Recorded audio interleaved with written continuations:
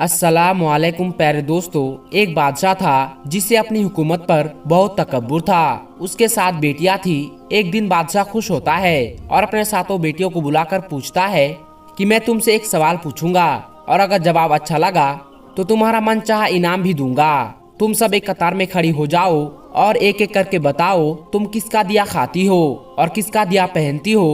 तो 7 बेटियों में से 6 बेटियों ने कहा, अब्बा जान, हम आपका दिया खाते हैं, आपका दिया पहनते हैं, आप ही की वजह से हमारी ये शानो शौकत है। ये सुनकर बादशाह बहुत खुश हुआ और सबको उसकी मनपसंद चीज दे दी। लेकिन सबसे छोटी बेटी की बारी जब आई, जब सबसे छोटी बेटी को बादशाह ने पूछा कि बेटी बताओ तुम किसका दिया खाती हो और किसका दिया पहनती हो, तो उस छोटी बेटी ने उस बादशाह से कहा, यानी अपने बाप से कहा कि मैं अल्लाह का दिया खाती हूँ और अपनी किस्मत का पहनती हूँ और ये मेरा नसीब है। अब ये बात सुनते ही बादशाह आग बबूला हो गया और कहने लगा, ये कमबख्त, तुमने मेरी नाशुक्री की है, तुझे इसकी सजा जरूर मिलेगी। तो शहजादी ने कहा, जो हुक्म मेरे अब्बा हुजूर। उसके बाद बादशाह ने अपने सिपाहियों को हुक्म दिया कि जाओ इसे जंगल में छोड़ आओ, मैं भी देखूं कि ये मेरे बगैर कैसे अल्लाह का खाती है और अपने नसीब का कैसे पहनती है। शहजादी से उसके जेवर निकाल लिए जाते हैं और खस्ताहाल कपड़ों में बगैर किसी साजो सामान के बादशाह के हुक्म के मुताबिक जंगल में तन्हा छोड़ दिया। लेकिन शहजादी बहुत मुतमईन थी क्योंकि वो अल्लाह की बहुत प्यारी बंदी थी। वो अल्लाह पर बहुत भरोसा रखती थी और शहजादी के नसीब में जो रिज्क है उसे जरूर मिलेगा। ये उसे यकीन था कि जो मेरे नसीब का है वो मुझे जरूर मिलेगा। जब सिपाही शहजादी को छोड़कर वापस चले गए तो शहजादी जंगल को देखने लगी। चारों तरफ दरख्त ही दरख्त थे और दोपहर से शाम होने वाली थी कि शहजादी ने सोचा, क्यों ना कुछ लकड़ियां जमा कर लूं ताकि रात को आग जलाऊं और कोई जंगली जानवर आग को देखकर मेरे पास ना आए और मुझ पर हमला ना करे और मेरी रात अच्छे से गुजर जाए। शहजादी जंगल में लकड़ियां ढूंढने चल पड़ी। फिर चलते चलते उसकी नजर एक झोपड़ी पर पड़ती है जहां बाहर एक बकरी बंधी हुई थी और झोपड़ी के अंदर से किसी के खांसने की आवाज आ रही थी। पहले तो शहजादी बहुत हैरान हुई कि इतनी वीरान जगह पर झोपड़ी कैसे हो सकती है। तो फिर वो शहजादी उस झोपड़ी के अंदर दाखिल हुई तो क्या देखती है कि एक बूढ़ा ज़ईफ चारपाई पर लेटा है और खांसते खांसते पानी पानी पुकार रहा है। शहजादी इधर उधर देखती है तो कोने में एक पानी का घड़ा पड़ा हुआ होता है। तो गिलास में पानी भरकर बूढ़े ज़ईफ इंसान को पिलाती है और झोपड़ी की साफ सफाई करती है। इतने में बूढ़ा ज़ईफ शहजादी से पूछता है कि बेटी, तुम कौन हो और इतनी बड़ी जंगल में तुम अकेली क्या कर रही हो। तो फिर शहजादी उसे पूरा माजरा बताती है कि वो यहाँ तक कैसे पहुँची। फिर बूढ़ा ज़ईफ उसे झोपड़ी में ही रहने को बोलता है और कहता है, मैं शहर में काम करता हूँ, सुबह शहर चला जाऊंगा और 8 दिन के बाद आऊंगा। तुम यहीं रहो और झोपड़ी में खाने का सामान है और नदी पास में है, तुम वहाँ से घड़ा भर लिया करना। सुबह को बूढ़ा ज़ईफ शहर चला गया और शहजादी यहाँ झोपड़ी में अकेले ही सब साफ सफाई करके बकरी का दूध निकालती है और आधा अपने लिए रख लेती है और आधा बाहर एक कोने में एक बर्तन में डालकर रख देती है कि रात को कोई जानवर भूखा होगा तो ये आकर दूध पी लेगा और खुद अंदर आकर सो जाती है। सुबह सवेरे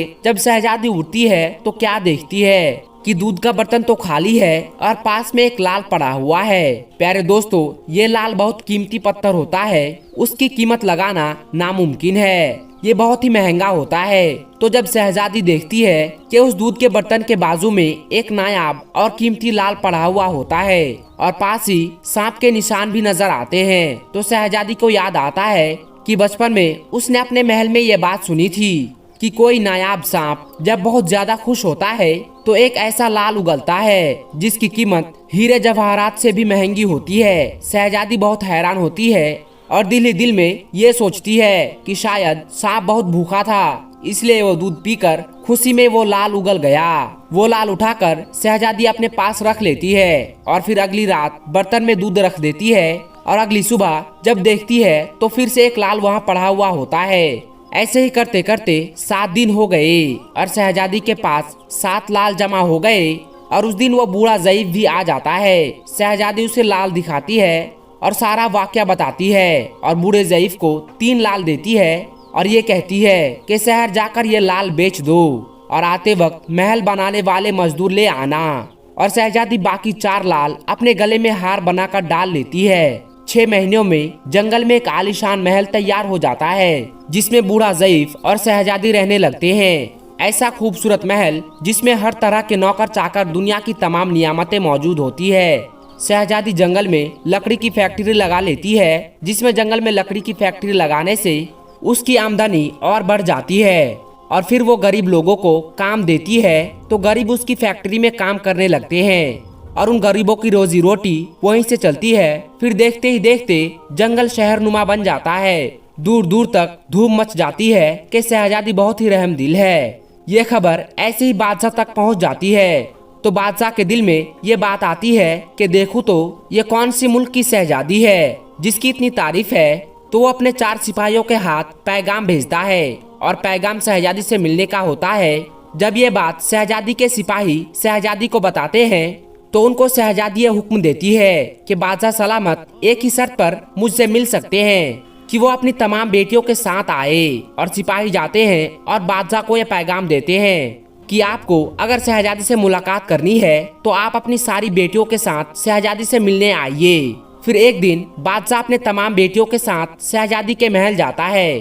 शहजादी उन सब से मुंह पर नकाब लगाकर मिलती है और उनके लिए 7 तरह के खाने पेश करते हैं और हर खाने के साथ उसी रंग का जोड़ा पहन कर आती है। महल की शान और शौकत खूबसूरत थी। शहजादी का अंदाज बादशाह और बाकी तमाम शहजादियों को बहुत हैरान करता है। आखिर में बादशाह शहजादी से कह देता है कि तुम मेरी बेटी की जगह पर हो, मैं भी तुम्हारे कहने पर अपनी तमाम बेटियों के साथ आया हूँ, तो फिर हमसे ये पर्दा किस लिए। इस राय पर शहजादी कहती है कि ठीक है, मैं तैयार होकर आती हूँ। सब शहजादियाँ आपस में ये सरगोशी करने लगती है कि इतनी तो तैयार है और इतने महंगे जेवरात पहने हुए हैं और कितना तैयार होकर आएगी। इतने में वो लोग क्या देखते हैं कि दूर से कोई खस्ताहाल कपड़ों में आ रही है। गौर करने पर बादशाह को याद आता है कि ये तो अभी तक जिंदा है, यानी वो उसकी छोटी बेटी होती है जिसको उन्होंने जंगल में छोड़ा होता है। तो बादशाह ये सोचता है कि मैं तो ये सोच रहा था कि इसे जंगल के जानवर खा गए होंगे, और जब मैंने अपने सिपाहियों को इसकी खबर लेने भेजा था तब उन्होंने ही बताया था कि वहाँ शहजादी का कोई नामो निशान नहीं है। फिर ये कैसे मुमकिन है। बादशाह खुशी से झूम उठता है और कहता है कि शहजादी को बुलाओ, मैं तुम्हें शहजादी से आजाद करके ले जाऊंगा, फिर वो चाहे तुम्हारी कीमत में मेरी पूरी सल्तनत ही क्यों ना मांगे। तो ये सुनते ही शहजादी बोलती है कि नहीं अब्बा हुजूर, मैं ही वो शहजादी हूँ। मैं आपसे कहती थी कि मैं अल्लाह का दिया खाती हूँ और अपने नसीब का पहनती हूँ, और ये देखो अल्लाह ने मुझे कहां से कहां पहुंचा दिया है कि आज मैं आपसे भी ज्यादा अमीर हूँ। फिर शहजादी अपना तमाम हाल सबको बताती है कि वो इस मुकाम तक कैसे आई, और दिखाती है अपने गले की माला जिसमें अभी भी 4 लाल मौजूद होते हैं। ये बात सुनते ही बाकी तमाम शहजादियाँ दिल में रश्क करने लगती है और सोचती है कि ये काश हमने भी तभी यही कहा होता कि अल्लाह का दिया खाती है और अपने नसीब का पहनती है। प्यारे दोस्तों, हमेशा अल्लाह ताला की जात पर यकीन रखो, कभी भी मायूस नहीं होना है, क्योंकि मायूसी हराम है। हमारे साथ अल्लाह है और अल्लाह पर यकीन रखो। वो तुम्हें जिस हाल में भी रखे हमेशा उसका शुक्र अदा करो। वो जात तुम्हें कभी भी अकेला नहीं छोड़ेंगे। आप तमाम भाइयों बहनों को ये वीडियो देखने के लिए बहुत बहुत शुक्रिया। अगर आपको ये वीडियो पसंद आया है तो आप लोग इस वीडियो को अपने दोस्तों में जरूर शेयर करें, और अभी तक आपने हमारे चैनल को सब्सक्राइब नहीं किया है तो सब्सक्राइब करके साथ में लगे बेल आइकन को जरूर दबा दे। हम मिलते हैं आपको फिर एक और नई वीडियो के साथ। तब तक के लिए अस्सलाम वालेकुम व रहमतुल्लाहि व बरकातुहू।